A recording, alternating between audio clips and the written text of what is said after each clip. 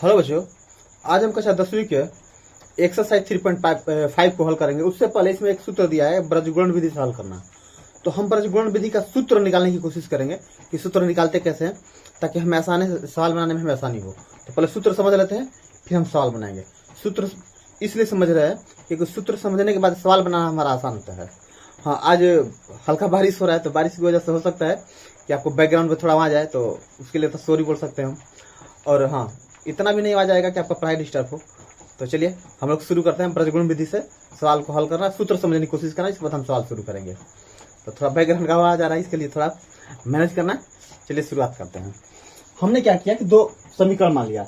हमारा पहला समीकरण है a1x b1y and c1 1 is equal to 0। एक हो गया हमारा a2x b2y c2 is equal to 0। ये हमारा हो गया समीकरण 2। हमें ये तीन प्यारे प्यारे खंड दिए गए हैं। इन्हीं खंडों की सहायता से क्या करना है, हमें ब्रजगुणन विधि का सूत्र निकालना है। तो इसको हम x मान लेते हैं, इसको हम y मान लेते हैं और इसको हम 1 मान लेते हैं। अच्छा, x y 1। अब देखिए इसमें हमें मल्टीप्लाई करना है, तो इसके लिए हम क्या करेंगे, सबसे पहले इसमें हमारा भर देंगे कि हमारा कहाँ क्या रहेगा। तो हम इसका b से शुरुआत करते हैं। इसको हम b1 लिखते हैं, तो ये क्या हो जाएगा हमारा b2। ये सूत्र नियम ही ऐसा है कि b से ही शुरू करते हैं।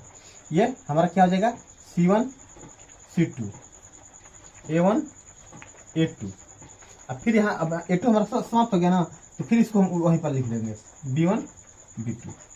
मतलब जिससे हम शुरुआत करते हैं उसी से हम खत्म भी करते हैं। अब हम क्या करेंगे, इसमें एक तरीका होता है कि अगर इससे हम इसको गुणा करें तो ये हमारा प्लस में आ जाता है। अगर ऊपर से नीचे की तरफ हम मल्टीप्लाई करें तो हमारा प्लस होगा, लेकिन जब नीचे से ऊपर की तरफ मल्टीप्लाई करें तो क्या होगा, वो माइनस होगा। इस बात को आप ध्यान देना। तो हम चलिए सूत्र लगाने की पहले कोशिश करते हैं। सबसे पहले हमारा x है, तो x लिखेंगे x बटा में। अब देखिए ऊपर से नीचे की तरफ मल्टीप्लाई कर रहे हैं तो क्या हो जाएगा हमारा b1 c2 में मल्टीप्लाई करेंगे तो क्या हो जाएगा हमारा b1 c2। अब हमें नीचे से ऊपर जाना है ना, तो नीचे से ऊपर के लिए क्या सूत्र हमने बोला है, माइनस होगा। अब नीचे से ऊपर जाएंगे तो क्या हो जाएगा हमारा b2 c1 is equal to हमारा x हो गया। अब y कंप्लीट करना है, तो y के लिए क्या करेंगे, हम ऊपर से फिर नीचे आएंगे तो क्या हो जाएगा हमारा c1 a2 माइनस, क्योंकि नीचे सब ऊपर जाना है तो क्या हो जाएगा c2 a1 बराबर। अब हमारा क्या बचा है 1 के बदले में क्या लिखेंगे a1 b2। अब हमने क्यों लिखा आपको पता है, क्योंकि ऊपर से नीचे आता है तो क्या होता है प्लस है, अब नीचे से ऊपर जाएगा तो क्या होगा माइनस। तो फिर हम क्या लिखेंगे यहाँ पर a2 b1 हमारा हो गया। अब इसमें करना क्या है कि देखिए, अब हमें पता है कि अगर a बराबर b बराबर c लिखा हो तो ये हमारा c के बराबर होता है। हमने पढ़ा भी है a is equal to b is equal to c। इसका मतलब क्या है कि a is equal to b and a is equal to c। हम a को b के बराबर में भी लिख सकते हैं और a को c के बराबर में भी लिख सकते हैं। तो इसको हम a मान लें, इसको हम b मान लें, इसको c मान लें, तो देखिए सेम है। इसको हम इसके बराबर भी लिख सकते हैं और इसको हम इसके बराबर भी लिख सकते हैं। तो हमें मान निकालने की करना क्या है कि इसको क्या करेंगे, हम एक बार इसके साथ लिखेंगे, एक बार इसको हम इसके साथ लिखेंगे, ताकि हमें एक सूत्र मिल जाए। अब सूत्र हमें दो मान निकालना चाहिए, जरूरी है इसमें x और y का मान निकालना है, तो हमें सूत्र भी x y के रूप में ही चाहिए।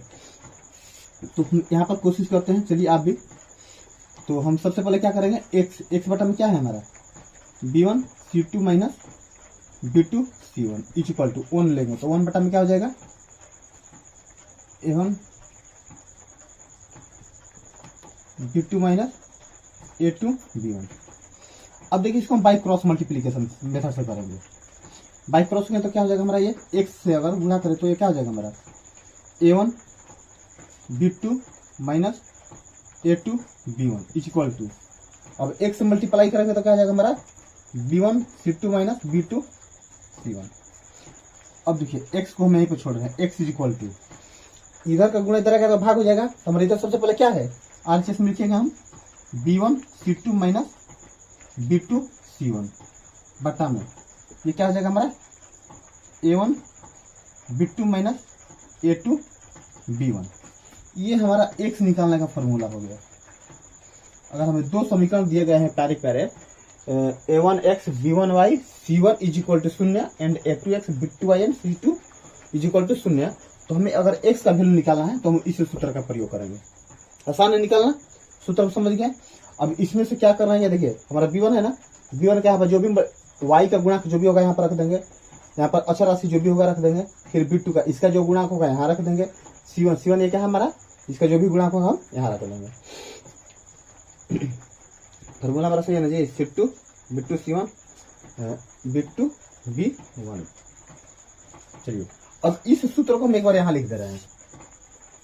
x इक्वल टू क्या हो जाएगा हमारा, B1 C2 minus B2 C1 divided by A1 B2 minus B1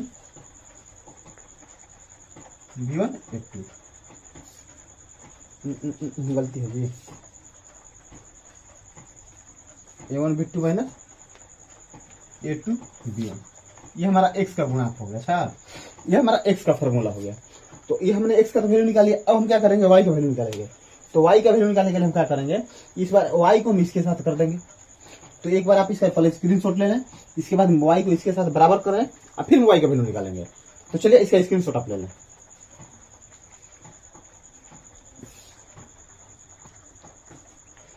अब हम क्या करेंगे, एक बार y को हम इसके साथ बराबर कर लेंगे। अब चलिए y को करेंगे तो यदि क्या हो जाएगा हमारा, y बट्टा में क्या होगा,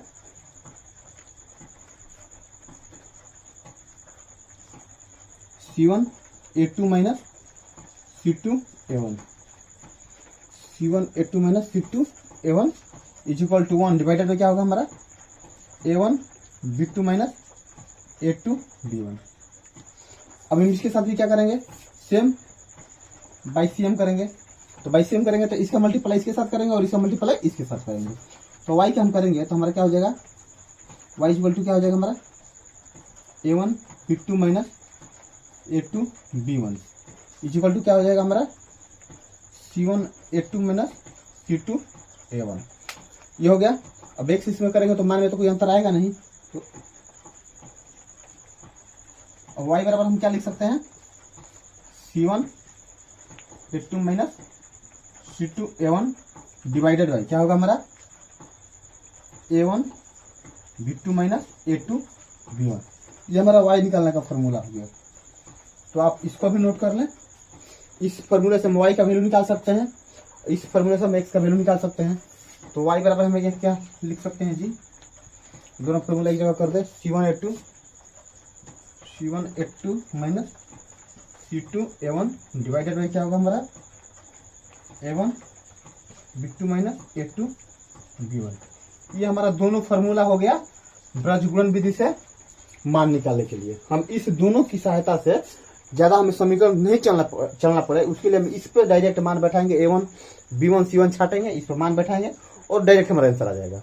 तो इसके लिए भी कुछ कंडीशन होता है कि हम कब इसको हम इशू और क्या करें, लागू करें, कहाँ पर ये हमारा लागू होगा। तो चलिए पहले आप इसका स्क्रीनशॉट ले लें, इसके बाद हम आपको कुछ नोट्स भी लिख दे रहे हैं। तो ये आप इसका पहले आप स्क्रीनशॉट ले लें। देखिए इसमें कुछ नोट्स है, आपको याद रखना है कि हमारा कब कब समीकरण का हमें वैल्यू प्राप्त होगा, अगर इसको हम चले तो हमें कब सही मान मिलेगा कब नहीं मिलेगा। बोला यदि A1 बटा A2 बराबर B1 बटा B2 हो तो हमें अद्वितीय हल प्राप्त होंगे। मतलब A1 बटा A2 और B1 बटा B2 का मान हमारा दोनों अगर समान न हो तो हमें अद्वितीय हल प्राप्त होंगे, मतलब इसका हल मिलेंगे। A1 बटा A2 बराबर B1 बटा B2 बराबर C1 बटा C2 तो परिमित रूप से अनेक हल होंगे। परिमित रूप से अनेक हल का मतलब कि इसका हमें कोई एक्यूरेट मान नहीं मिल पाएगा। जैसे हम बोलते हैं संपाती होता है ना, एक ही रेखा पर दोनों चल जाता है, इधर से भी उधर से भी, सेम कंडीशन इसके साथ भी है।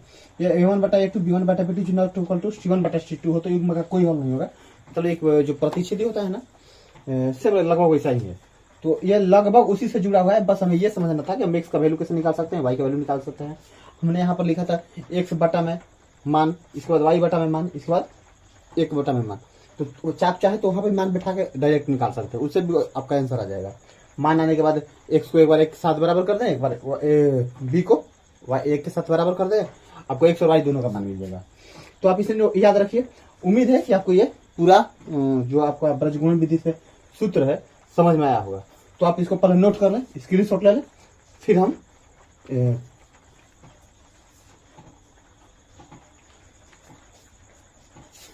तो बच्चों आज हमने ब्रजगुणन विधि से हल कैसे किया जाता है उस सूत्र को सीखा, जिस सूत्र की सहायता से ब्रजगुणन विधि से समीकरण को हल करते हैं।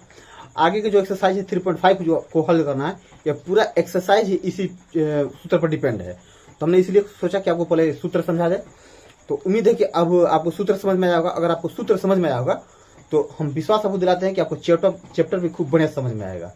चलिए, तो उम्मीद है कि आप इसको दोबारा रिपीट कर लेंगे, घर पे इसका प्रैक्टिस कर लेंगे, आपको याद कर लेंगे। फिर हम जब एक्सरसाइज 3.5 हल करेंगे, आप चाहे तो इस पे खुद भी कर सकते हैं। A1 A2 B1 B2 C1 C2 छांट कर आप इसमें मान बैठाकर डायरेक्ट खुद भी आप ट्राई कर सकते हैं। तो कोशिश कीजिए कि पहले चैप्टर को हम खुद हल करें। अगर नहीं समझ में आ रहा है तो इसके लिए फिर हम है ही। तो चलिए, आज के लिए बस इतना ही रखते हैं। अब अगले चैप्टर में मतलब हम जब आपसे अगली बार मिलेंगे तो 3.5 चैप्टर के साथ मिलेंगे। आज के लिए बस इतना ही। अगर आपको हमारा वीडियो पसंद आया हो तो आप इसे अपने दोस्तों में जरूर शेयर करें और उन सभी को इस फैमिली से जुड़ने के लिए। तो चलिए, नेक्स्ट टाइम आपसे मिलते हैं नए एक्सरसाइज के साथ। तब तक के लिए धन्यवाद।